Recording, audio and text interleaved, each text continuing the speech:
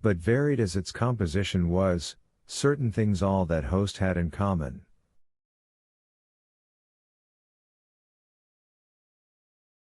There were fear and pain on their faces, and fear behind them. A tumult up the road, a quarrel for a place in a wagon, sent the whole host of them quickening their pace. Even a man so scared and broken that his knees bent under him was galvanized for a moment into renewed activity.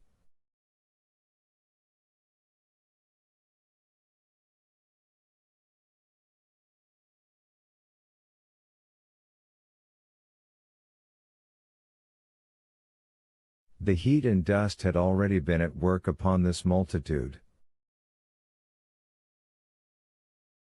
Their skins were dry, their lips black and cracked. They were all thirsty, weary, and footsore. And amid the various cries one heard disputes, reproaches, groans of weariness and fatigue. The voices of most of them were hoarse and weak.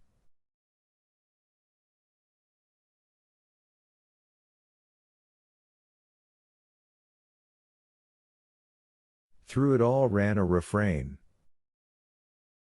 Way! Way! The Martians are coming.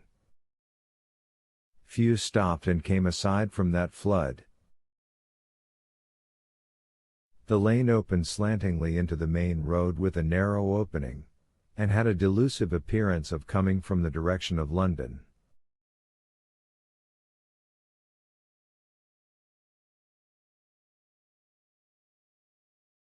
Yet a kind of eddy of people drove into its mouth, weaklings elbowed out of the stream, who for the most part rested but a moment before plunging into it again.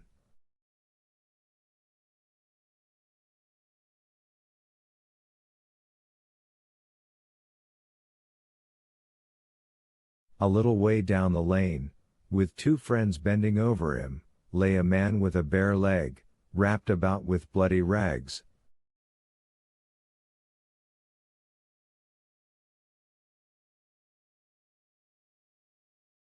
He was a lucky man to have friends.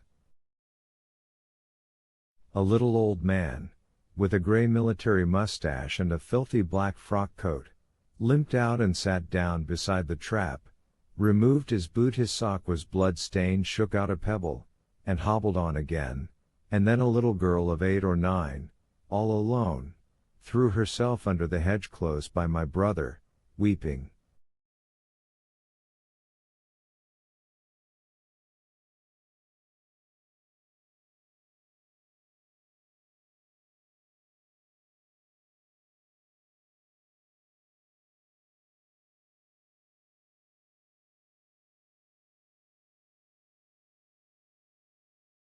I can't go on.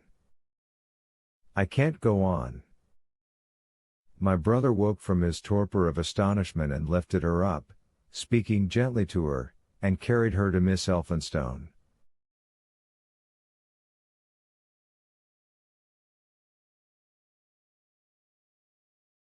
So soon as my brother touched her she became quite still, as if frightened.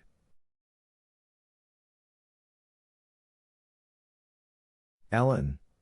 Shrieked a woman in the crowd, with tears in her voice. Ellen!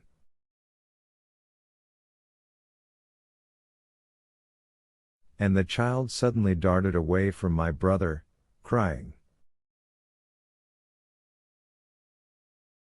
Mother! They are coming, said a man on horseback, riding past along the lane.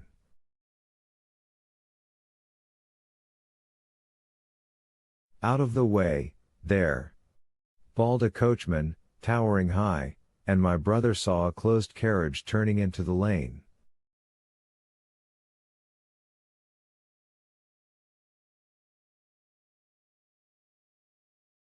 The people crushed back on one another to avoid the horse.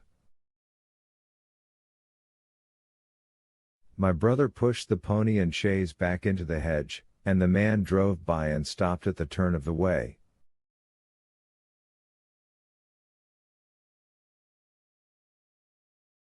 It was a carriage, with a pole for a pair of horses, but only one was in the traces.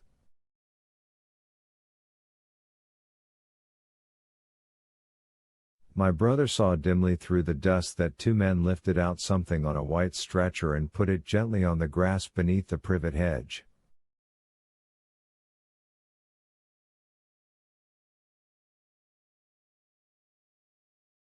One of the men came running to my brother. "Where's there any water?" he said. "He is dying fast, and very thirsty. It is Lord Garrick."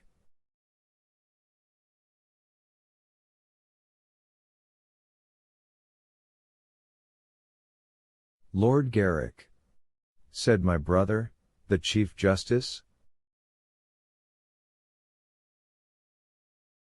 "The water?" he said.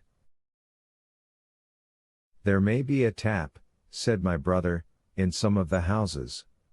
We have no water."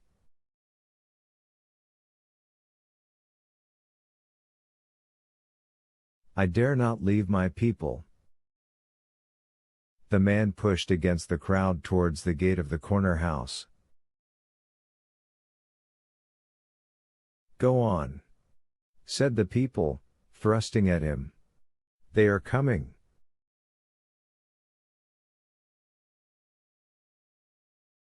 "Go on." Then my brother's attention was distracted by a bearded, eagle-faced man lugging a small handbag, which split even as my brother's eyes rested on it and disgorged a mass of sovereigns that seemed to break up into separate coins as it struck the ground. They rolled hither and thither among the struggling feet of men and horses.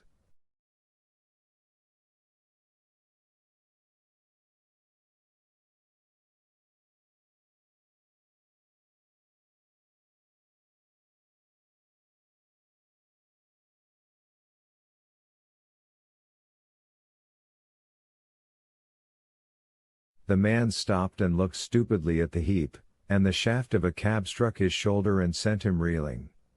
He gave a shriek and dodged back, and a cartwheel shaved him narrowly.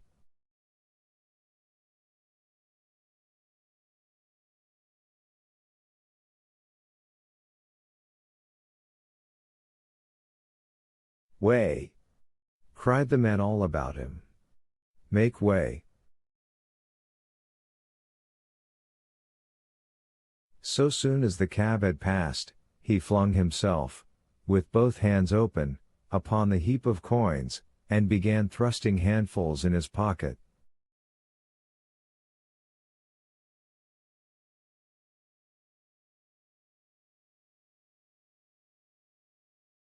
A horse rose close upon him, and in another moment, half rising, he had been borne down under the horse's hoofs.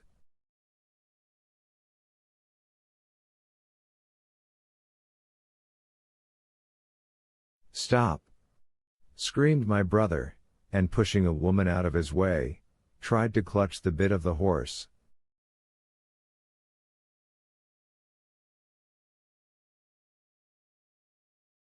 Before he could get to it, he heard a scream under the wheels, and saw through the dust the rim passing over the poor wretch's back.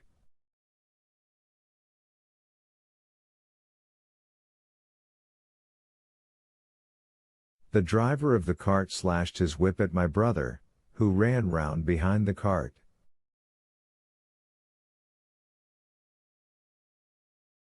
The multitudinous shouting confused his ears.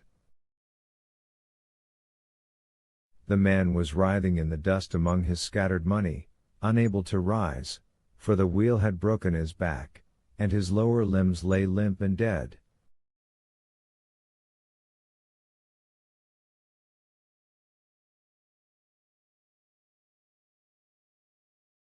My brother stood up and yelled at the next driver, and a man on a black horse came to his assistance.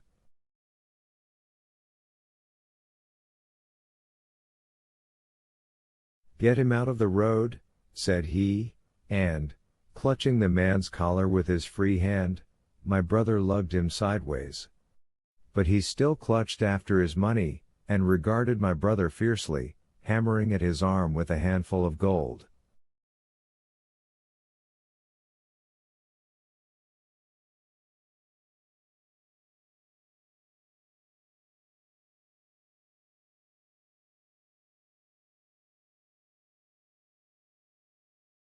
Go on. Go on. Shouted angry voices behind. Way. Way.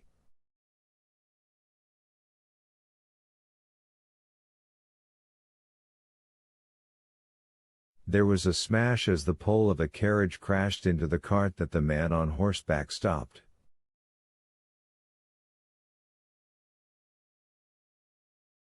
My brother looked up, and the man with the gold twisted his head round and bit the wrist that held his collar.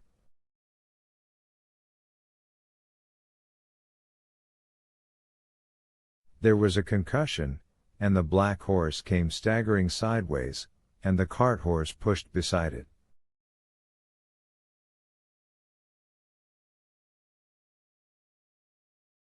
A hoof missed my brother's foot by a hair's breadth.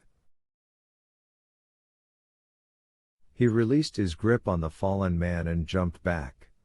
He saw anger change to terror on the face of the poor wretch on the ground, and in a moment he was hidden and my brother was borne backward and carried past the entrance of the lane, and had to fight hard in the torrent to recover it.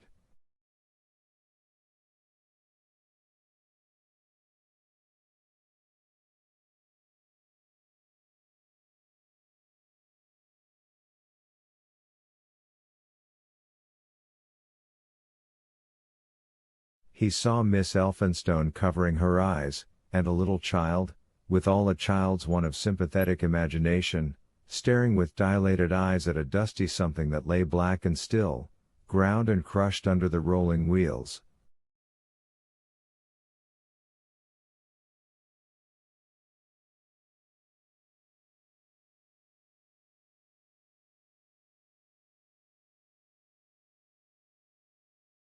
Let us go back. He shouted, and began turning the pony round. We cannot cross this hell, he said, and they went back 100 yards the way they had come, until the fighting crowd was hidden.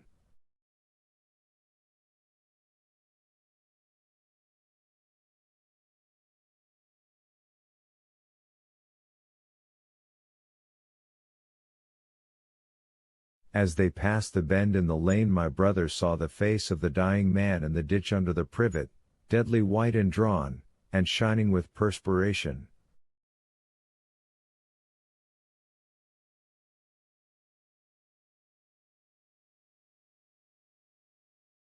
The two women sat silent, crouching in their seat and shivering.